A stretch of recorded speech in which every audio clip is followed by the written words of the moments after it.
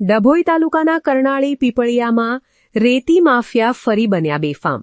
ડભોઈ તાલુકાના ચાંદોદ, કરનાળી, પીપળિયા, સનોર, ફુલવાડી જેવા વિસ્તારોમાં ઓરસંગના પટમાં સફેદ રેતીના કાળા કારોબાર માટે માફિયાઓ ખાણ ખનીજ વિભાગ, તાલુકા તંત્ર તેમજ સ્થાનિક પોલીસ તંત્રની ઢીલી નીતિ કહો કે પછી છુપા આશીર્વાદના પરિણામે ગેરકાયદેસર રેતી ઉલેચવામાં સક્રિય થવાની સાથે સાથે ફાટી નીકળ્યા છે। ચાંદોદ પોલીસ સૂત્રો પાસેથી પ્રાપ્ત વિગત અનુસાર સુરતના નાગજીભાઈ ચોસલા અને તેમના મિત્ર જીતુભાઈ પડધીર સનોરના રહીશ કલ્પેશભાઈ રબારીની લીઝમાં રેતી ભરવા આવેલા, પરંતુ અંધારું થતાં રોયલ્ટીનો સમય પૂરો થઈ જતા તેઓ નદી પાસે જ રાત્રિ રોકાણ કર્યું હતું।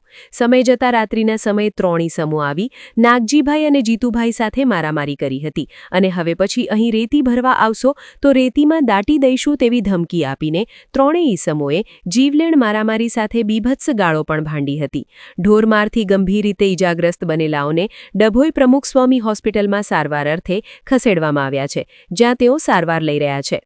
હુમલાખોર ત્રણ ઇસમો કરનાળીના ભૂપીન તડવી, પૃથ્વી તડવી અને પ્રતીક તડવી હોવાનું બહાર આવ્યું છે। કરનાળીના ઓરસંગપટમાં ચાલતી ચર્ચા મુજબ ભૂપીન તડવી ગેરકાયદેસર રેત ખનનનો મોટો માફિયા હોવાથી અવારનવાર આવી ધાંધલ ધમાલો તેમજ અનેકવાર તંત્રના શિકંજા આવ્યા છતાં પણ કરનાળીના સંત સમુદાય અને રાજકીય નેતાઓના શરણે થઈ પુનઃ આ ધંધા સક્રિય થઈ જતો હોવાની વિગતો જાણવા મળી છે। ચાંદોદ પોલીસે ત્રણેય ઇસમો સામે ભારતીય ન્યાય સંહિતાની 2023ની કલમ મુજબ ગુનો દાખલ કરી તપાસ હાથ ધરી છે। ચાંદોદ, કરનાળી, પીપળિયામાં રેતી માટી અંધકાર થતાં જ ગેરકાયદેસર ખોદકામ ચાલુ થઈ જાય છે, ત્યારે તલાટી, સરપંચ અને ખાણ ખનીજનું મૌન શંકાના દાયરામાં આવી જાય છે। આ નદીમાં અંતર ત્યાં માણસો આ ભૂપેનને આવેલા આવીને ગાળાગાળ કરવા માંડ્યો, એટલે અમે કીધું ભાઈ તું ગાળ ન બોલ, જે હોય તું અહીંયા આવી જા। એટલે આવીને તરત ગાડીની સાવી આંચકી લીધી એને, એટલે અમે ગાડીની સાવી પરત પાછી પરત કર્યો અને એના માણસોને બોલાવીને જેમ ફાવે એમ મારવા રાતે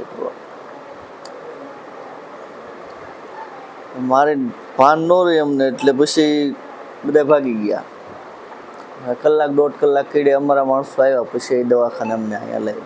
સમાચારની અવનવી અપડેટ જોતા રહો નિખરતા ગુજરાત ન્યૂઝ સાથે। નિખરતા ગુજરાત ન્યૂઝને લાઇક, શેર, સબસ્ક્રાઇબ કરો અને બેલ આઇકન દબાવીને સમાચારની ઝડપી માહિતી મેળવો।